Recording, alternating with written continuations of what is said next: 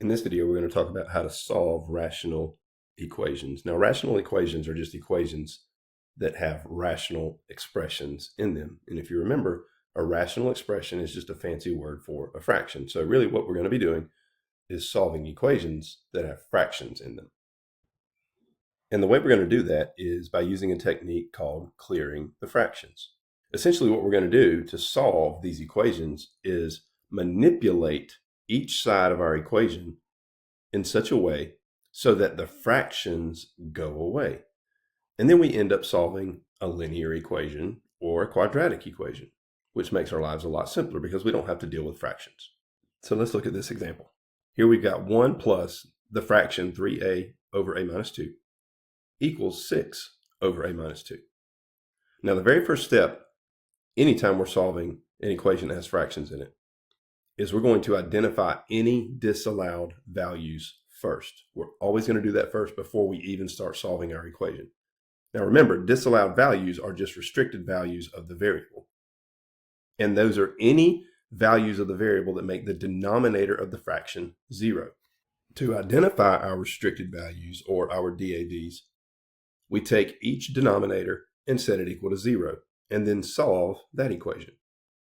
So the only unique denominator, I should say, that we have in this equation is a minus 2. So we set a minus 2 equal to 0 and solve, and we find that a is equal to 2.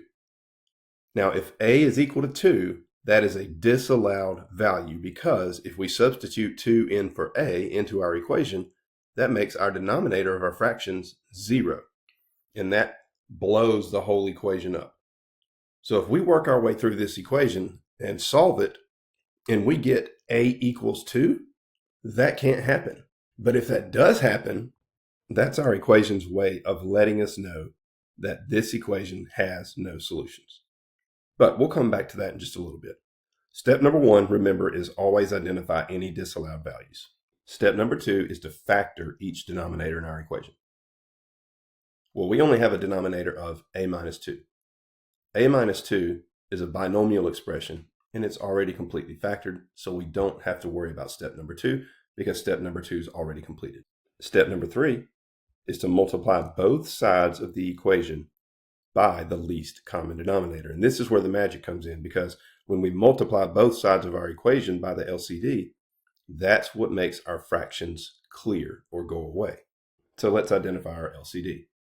And if you need a review of identifying LCDs, make sure you go back and watch the least common denominator video. The least common denominator for this equation is a minus 2. So we're going to multiply both sides of our equation, every term on both sides of our equation, by a minus 2. So as you can see, I've written out our equation, and now I'm going to multiply each term on the left and the right by the least common denominator of a minus 2. Step number 4 is to simplify each term. The first term, 1 times a minus 2, is just a minus 2. In the second term, we have an a minus 2 in the numerator and an a minus 2 in the denominator. And those factors of a minus 2 will cancel out and leave us with just 3a in the second term. And on the right side of our equation, we have a factor of a minus 2 in the numerator and a factor of a minus 2 in the denominator that'll cancel out. And that'll leave us with just 6 on the right side of our equation.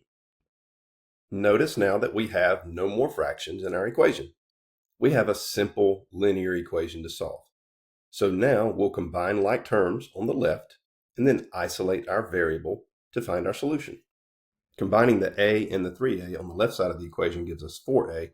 We bring down the minus 2 to give us 4a minus 2 on the left side and equal to 6 on the right side. Now add 2 to both sides. Now divide both sides by 4. And that gives us a solution of a equals 2.